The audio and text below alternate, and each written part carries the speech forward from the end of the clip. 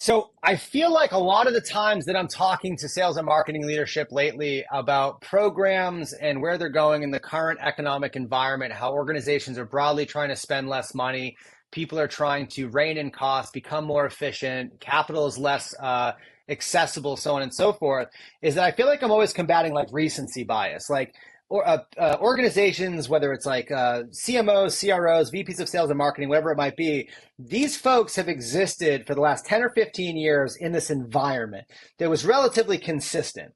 And there was ups and there was down and there was some cyclicality. And people have sort of approached me in some of these conversations to be like, yeah, this is just like a cyclical sort of downturn and things are going to rebound. Like we're just in a little gully.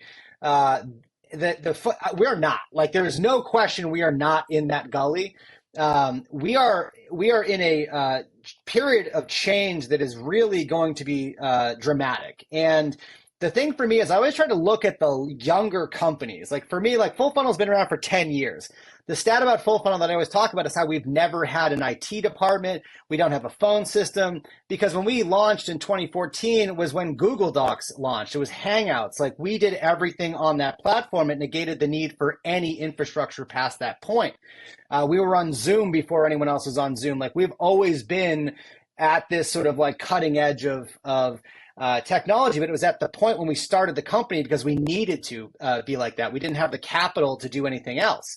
The reality is people starting companies today, they literally don't need very much. You need like someone who can talk to customers and you need engineers. And what's fascinating is like now that AI has sort of made what is effectively software engineering so much easier, there's tools that are literally doing their own sort of QA QC process. You're seeing that populace, which has been growing forever, engineers, all of a sudden like be looking at like, well, where are we going to take all this surplus engineering talent?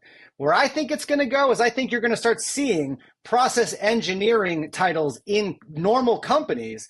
And those companies are going to have folks that's whole job is to eliminate efficiency through effectively no code, low code interactions and just doing process automation. It's going to look like a manufacturing sort of flow chart, like the same way that the Koch brothers look at a refinery and know every little piece and they're making it all super efficient.